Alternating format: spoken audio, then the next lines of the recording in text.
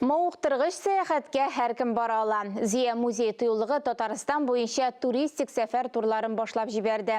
Бұл республикада туроператор статус алған бірінші музей. Оның офисі Қозанда ашылды.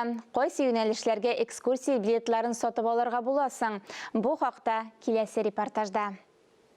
Зия, Бұлғар, Алабуға, Камытамағы. Бұл экскурсия шәһәрләре исемлегенең аз өлешегенә мауктыргыч сәяхәт юнәлешләре күп. Музейлар, театрларга, экскурсияларга, Идел буйлап теплоходта, поездда, автомобильдә барып була. Үзәк белгечләре барлык туристларга маршрутны сайлап алырга булышалар. Бирдә кайсы маршрутка нинди транспортта яки теплоходта бару мөмкинлеге карала. Зия, Алабуга, Болгар юнәлешләренә баруны туристлар үзләре сайлый. Шулай ук түләүчеләргә электр поездлары расписаниеләрдә тәкъдим ителә.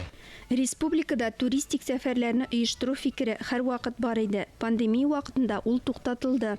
Зия тыюлыгы Россия туроператорлары реестрында теркәлгән. Ул Татарстанда туроператор статусы алган беренче музей булды.